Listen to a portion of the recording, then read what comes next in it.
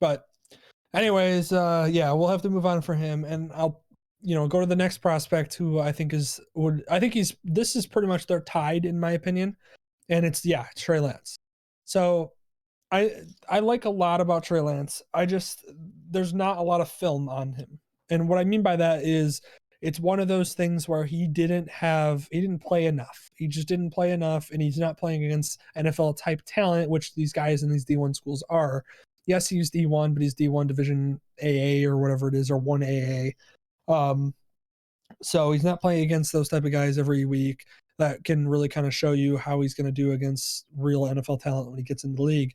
But there's a lot to love about Trey Lance. And watching his pro day, it actually surprised me because there was a couple things that were kind of iffy in him when you watched his film as far as game footage that he kind of improved upon in his pro day, or at least did a little bit better than I expected.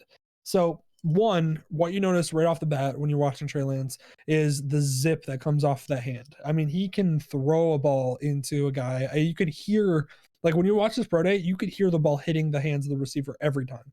He just has this ridiculous where he can throw it 30 yards down the field, 40 yards down the field on a line, and the ball barely gets 7-8 yards off the ground. Like, it's ridiculous.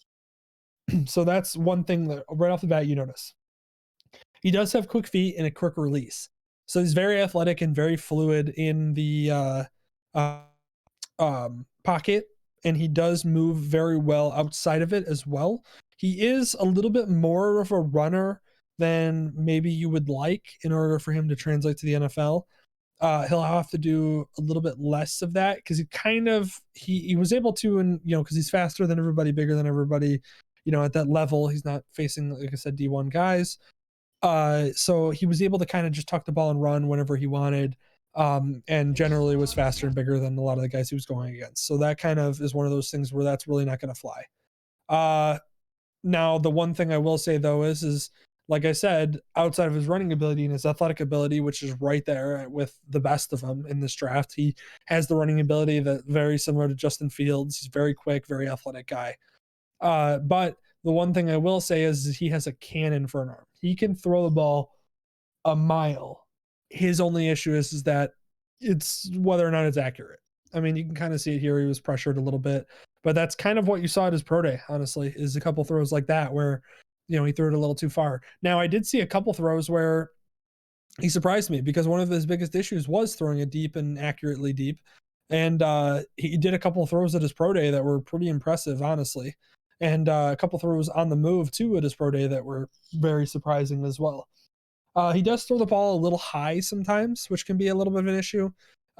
Just because if you air a ball in the NFL, there's always a safety lurking behind or something like that could pick it off. So throwing a ball high is a little dangerous unless you really trust your receiver or tight end that you're throwing to.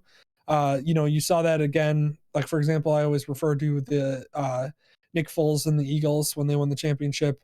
You saw Nick Foles throw the ball high a lot, but he had like an Alshon Jeffrey who's 6'3", and he had a Zach Ertz who's 6'5", who he trusted to catch the ball, and they did. So it wasn't really an issue for him. But if you're throwing the ball high to guys that you really generally don't trust, that's when it becomes an issue. So I would like to see him get the ball down a little bit on his throws. It kind of gets away from him a little bit, and that comes from the zip that he has on his ball naturally, is sometimes he zips it in a little too hard, and that's where he airs the ball and goes high with it. Now, I will say that he did have some touch passes that really showed that he could do it consistently, and it's just not yet consistent enough to put him in the top two, which are above him, in obviously Trevor Lawrence and Zach Wilson. They just do it a lot better and a lot more consistently than him. But he does have a lot of flashes. It's just he just doesn't have a lot of film. That's really the biggest issue about Trey Lance. He seems to be more of a project. So Mac Jones, for instance, who's lower on the list, I think could start day one for the 49ers, which is where I think he's going to go at pick 3. I just think that Trey Lance is a lot more talented and has a lot more potential. I just don't think he should start day one. So, for example, I think if you went to the Panthers at 8, or if he went to the Panthers at 8 or something like that, I think that would be a good spot for him to land, because I think him landing in a spot where he can sit behind a guy for a year will really benefit him in his production as well as in his development, because I don't think he's ready to start right now, because I think there's too much in his game that he needs to iron out before he is able to step onto a field and really kind of show off. So like I said, a lot to love about the guy, a lot to like. There's a lot of that's what I'm talking about right there. I mean, that's a pass that you should be able to complete in the NFL, because your guy's wide open. He beat both defenders.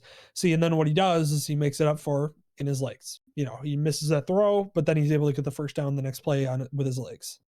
Yeah. So, and that's where, like, as much as I love Trey Lance, that's why he's not top 2 on this tier, of quarterbacks. But he's got a very, like, NFL body, standing basically at 6'3", 224. It's good size for a guy, not too thin to run the ball, so he will have some success running it in the NFL. It's just, I think he'll need to develop his passing game enough to be effective. But I think he has the potential to do it. At least a higher potential and more likely to do it, I think, than Justin Fields. Gotcha. Okay.